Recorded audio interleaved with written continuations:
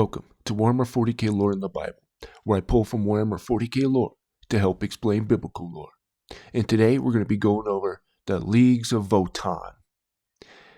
This is going to be an interesting one because I bet you didn't believe that the dwarves were in the Bible. And I'm not talking about the priests where you couldn't have dwarfism. I'm talking about these literal short men that are good with swords. Short warriors, we'll see. Anyways, I don't want to give that away just yet. So let's go ahead and get started. The Leagues of Votann are the collective confederations of the species of squat, but powerfully built abhuman clones who refer to themselves as the kin. They are sometimes pejoratively called squats by the humans and of the Imperium. The kin are an advanced starfaring species who possess highly advanced technology and live amid the extreme environments that mark the resource-rich worlds of the galactic core. The kin share their lives with self-aware, robotic constructs called Ironkin, which they treat as full societal equals in every way. The kin have sometimes been misidentified by humans and xenospecies alike as different abhuman or alien species than their true identity. For instance, the kin have been mistakenly known The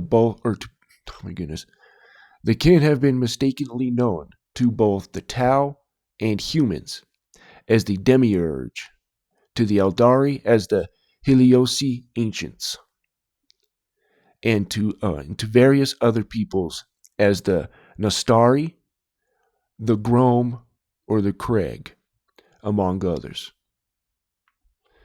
The kin vary in their classifications by the Imperium between a sanctioned abhuman subspecies of humanity or a xenospecies. However, the kin's earliest surviving records do establish an ancient link between their ancestors who settled the galactic core and the sublight generational Long March mining fleets sent out by the pre-imperial Old Earth, thus making the abhuman designation the correct one. For their part, the kin care little what others think of them.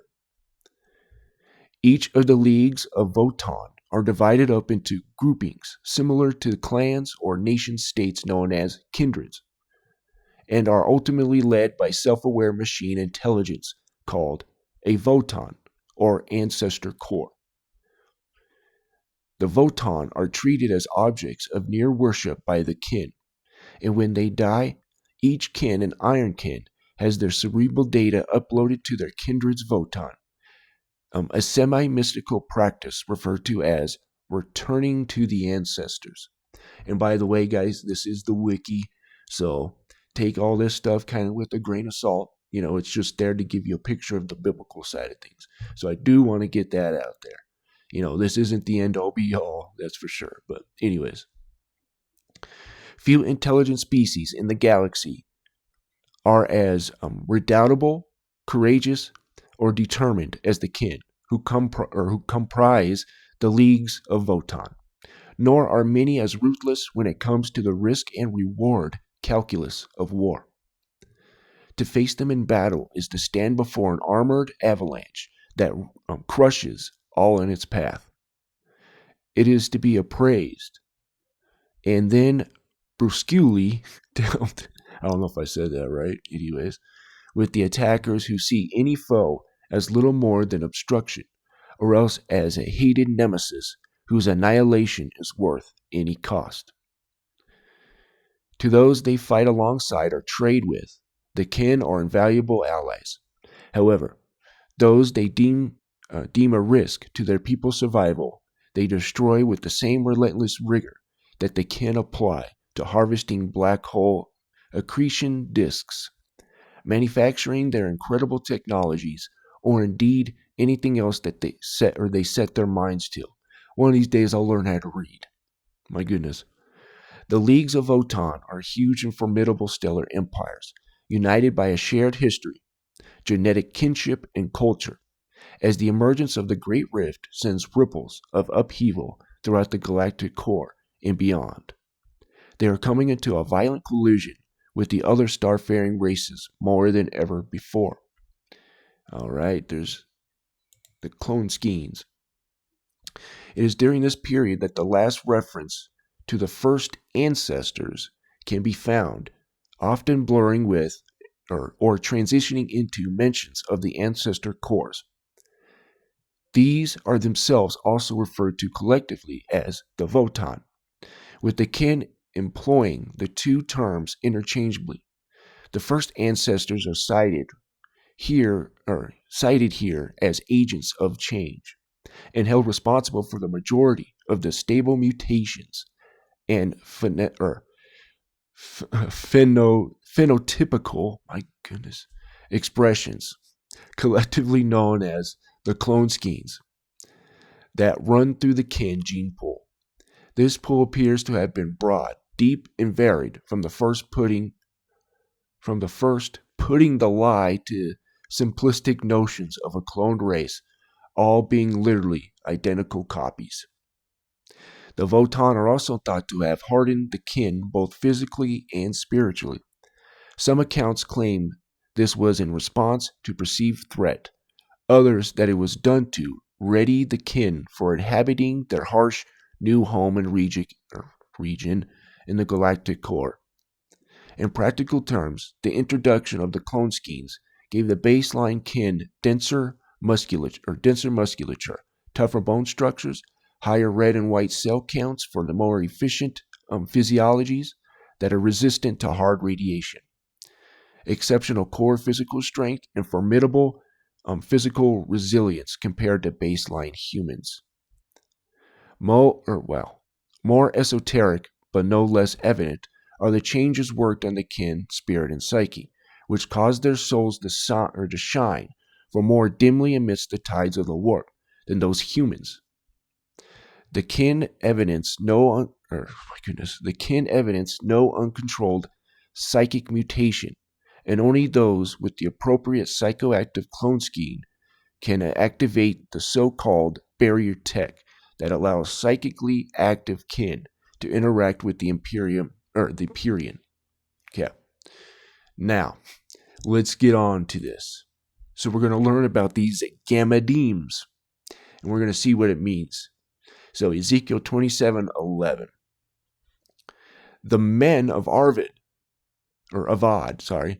with thine army with upon thy walls round about, and the gammademes were in the towers.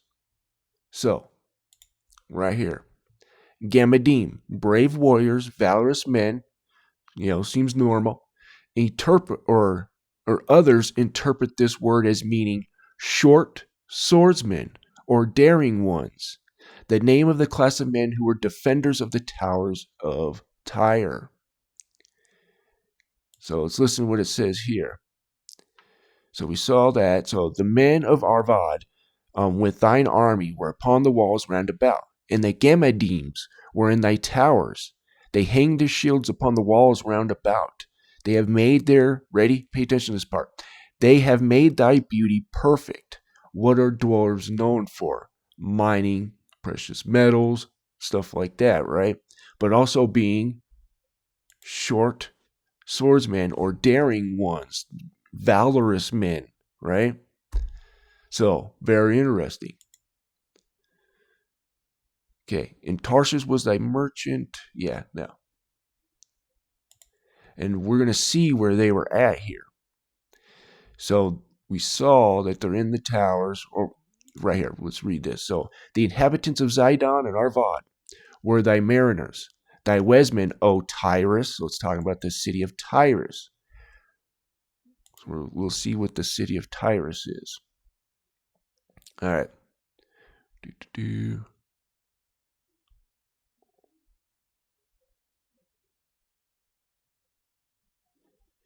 So, let me read this part here. Son of man, because of that, Tyrus has said against Jerusalem. So we'll see, let me bring that up too, actually. The king of Tyrus and the prince of Tyrus. Tyrus is this city. Oh, forgot to do that. I always stick with the KJV.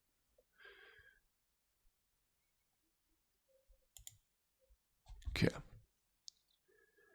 Ezekiel 28:2. Son of man, say unto the prince of Tyrus, thus saith the Lord God, because thine heart is lifted up, and thou hast said, I am a God, I sit in the seat of God, in the midst of the seas. Yet thou art a man, and not God, though thou set thine heart as the heart of God. This could be very well be this Poseidon character, right? Very interesting. But then this goes into the king of Tyrus, which is this cherubim, right? Which nowhere does it say it's Satan, right? Plus, cherubim are never described as serpents. But anyways, we won't get into that because I talk about it all the time. So we see this city Tyrus, and it's in the midst of the seas. But it's also got these Gamadine creatures in there. Oops. Whatever. Because what's going on in this chapter, it's naming all these cities and what they have done for Tyrus, right? And then I have to bring this up again. They have made thy beauty perfect. So they were the ones gathering these metals and all this stuff like that, right? And then it says they hang their shields upon the walls round about. So very interesting. Oh, let me read this part. That's why I brought up Tyrus. I'm sorry. I almost forgot that.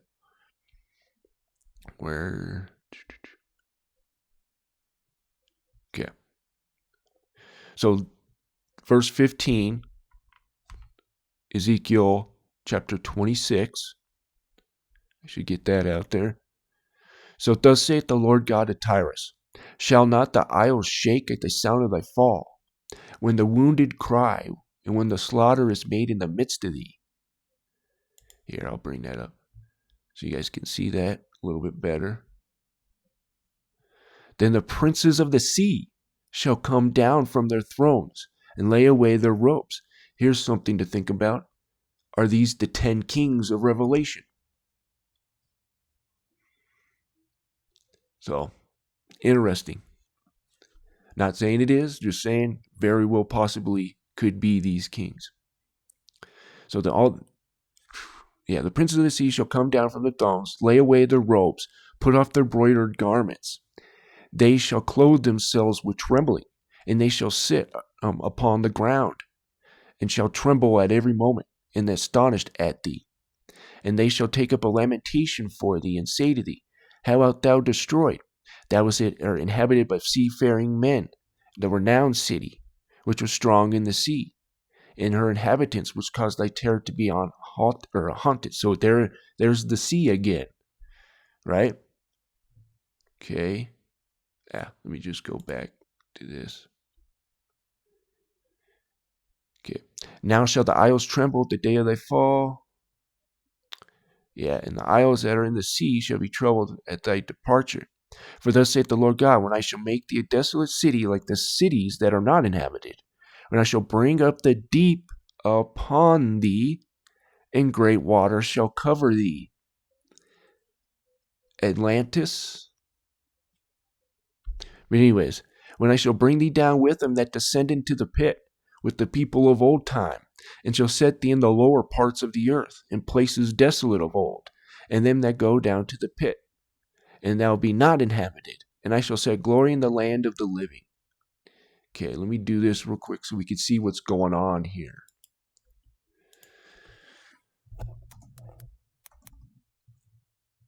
So we know about Genesis 6 and all that. So Jubilees.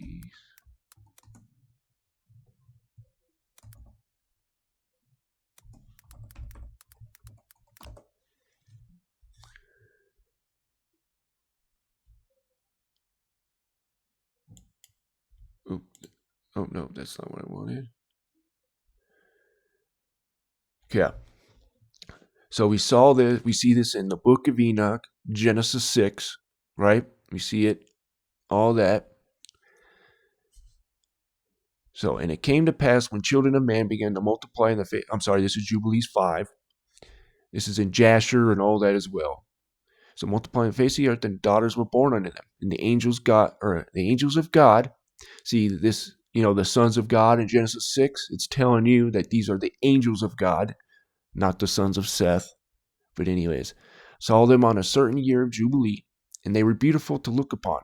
And they took themselves wives of all, which, by the way, Jubilees is not canon or anything like that. Want to get that out there. Okay, and whom they chose, and they bare unto them sons, and they were giants.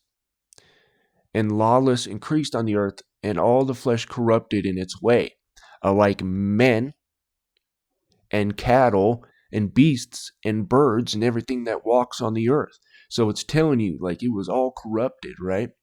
And they were breeding this stuff, these angels, right? And giants, you have tall giants, right? And then you have these Gamadim. So, right, it's all right there. And I do want to say, of course, I said it before, Jubilees is not canon, but it agrees with what Genesis 6 is saying, what Enoch and all them say. I hold First Enoch on a higher accord than Jubilees, but still, where they all meet, where all information meets, That's what was going on, right?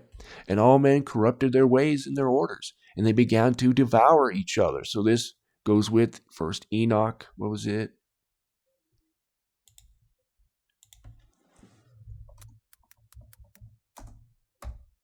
Oops.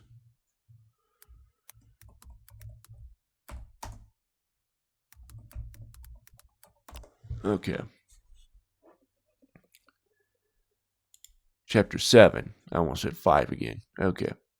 We're right here.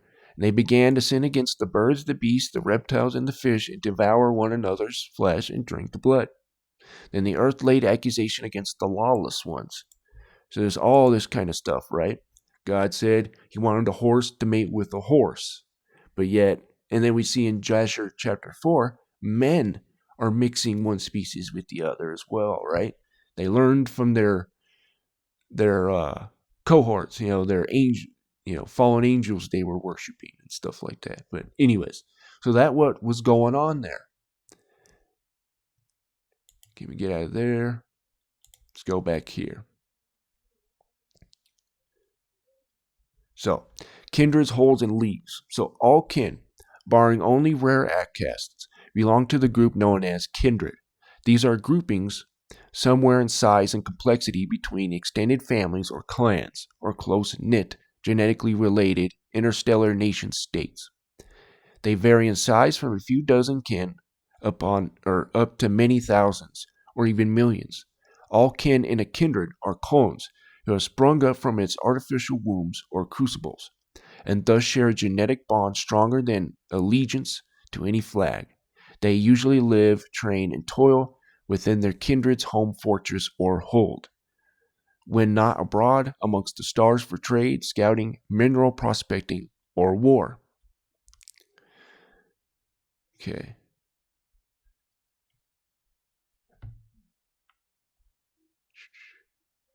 So the kin habitually load apparently simple terms such as hold, with a nuanced meaning, being disinclined to even the waste words. Thus, while the term is used throughout the leagues of Votann, it can refer to widely different structures and locations.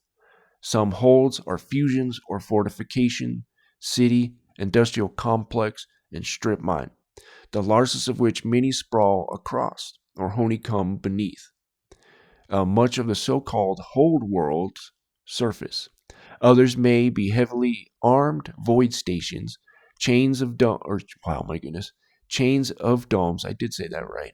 Scattered through asteroid belts, nomadic harvesting fleets, mobile matter energy siphoning plants riding the fringes of black holes to harvest their accretion disks, or even stranger marvels of advanced technology. All right, guys, we're going to end it here. I want to thank everybody who liked the video. If you disliked the video, thank you for at least giving me a chance. Also, if you're becoming a YouTuber, I would say vidIQ is a great way of getting thumbnails and all that.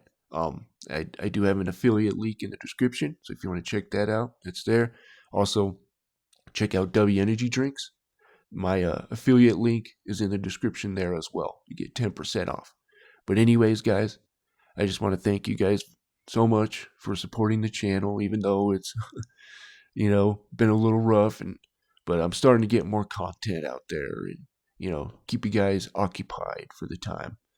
And I'm trying to move on to other stuff like the Gamma Deems and stuff like that, right? But anyways, have a wonderful day.